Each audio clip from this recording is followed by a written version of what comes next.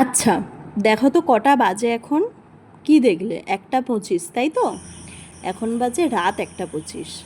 হ্যাঁ, সেই সময় আমার ক্রেভিং হয়েছিল যে আমি কোল্ড কফি খাবো। অ্যাকচুয়ালি ক্রেভিংটা হয়েছে আমার সন্ধে থেকেই।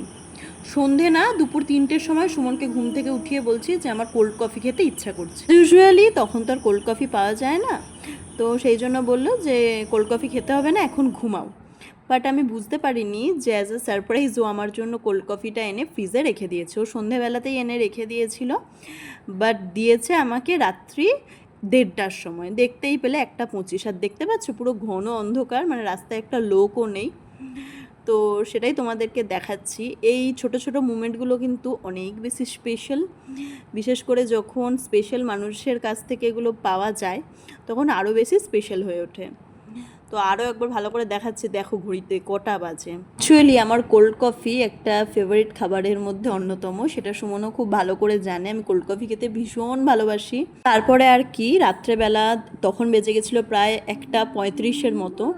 ঘরটাকে পুরো একদম চিল্ড ঠান্ডা করে হালকা করে স্ট্রেকে ছেড়ে রেখেছিলাম, আর বাইরের ওয়েদারটাও খুব বৃষ্টি বৃষ্টি।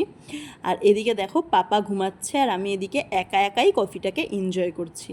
তার কারণ হলো, পাপাকে তো কোনোদিনও চা কফি এই টাইপের খাবার আমি দিই না, তো সেই জন্য ওর সামনে তো আমি খেতেও পারবো না।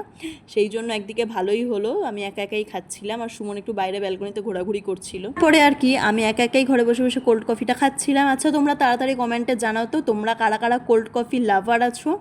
এই রকম ছোট ছোট মুভমেন্ট তোমাদের সাথে ঘটে থাকলে অবশ্যই কিন্তু কমেন্টে জানিও। চলো, টাটা, লাভ ইউ।